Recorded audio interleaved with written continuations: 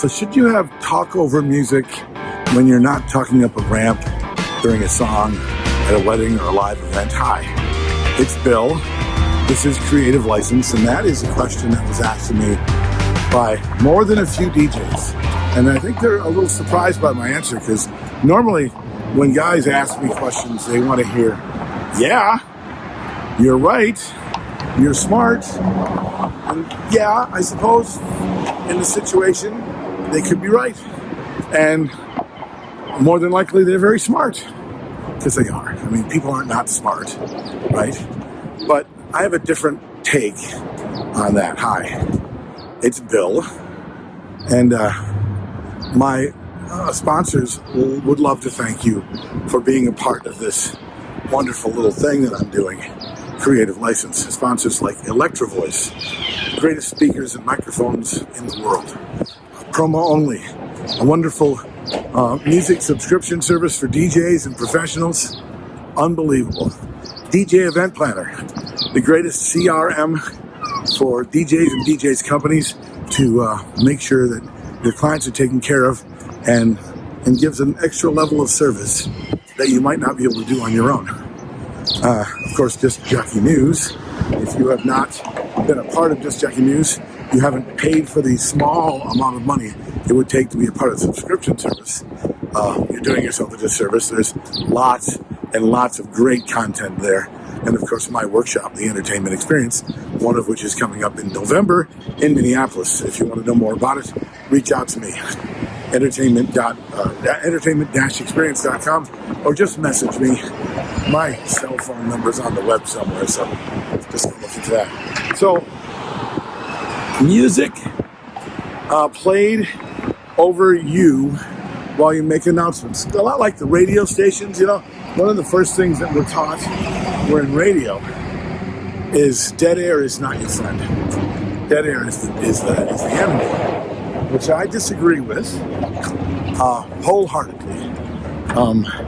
Dead air just scares DJs, really, because they think dead air means that the room thinks you've made a mistake, and more than likely you did make a mistake, so there's no reason in the world why they wouldn't be upset with you, right? Because dead air is bad. That's not true. Dead air is just dead air, okay? You have nothing that you're saying, you got no music behind you. The music you think you're going to play is going to make you sound more energetic. That's not true either. What happens usually, especially in a mobile or live situation, if you want to be heard, if what you're saying matters, if the client needs to hear the information and you're playing music over it, you're pretty much saying that there's no reason for them to listen, right? They don't have to hear what you have to say. And if you're saying something that doesn't matter, then why are you saying it in the first place? Really? So I don't make announcements that are over music unless it's to pump people up and make the song more exciting. Because the song isn't making me excited. No.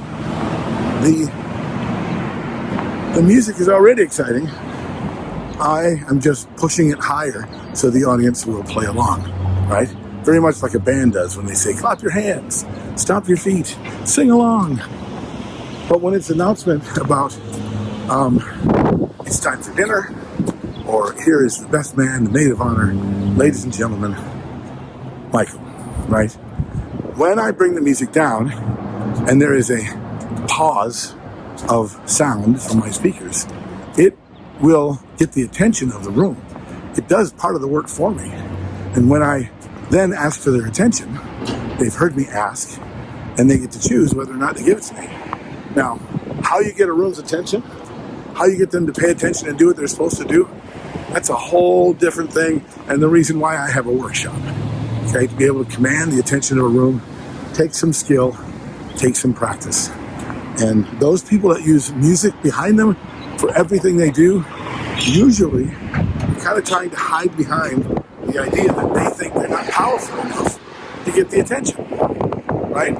Or they're going to be seen as being a fraud, because without music, then you have to rely only on your voice, your personality, your skill in commanding a live audience. All these things you're afraid of are not things you should be afraid of. You're in the situation now because they trust you to be able to do something they cannot do. And if you want to be powerful at what you do, then don't let the music distract from the message that you're trying to say. This is just my opinion. I think my way is best, but you may disagree. That's okay. Write down what you think in the comments below. Tell me I'm full of it. At the very least, just keep watching. And thank you for watching. This is Bill. This is Creative License, and I'll see you next week. Bye.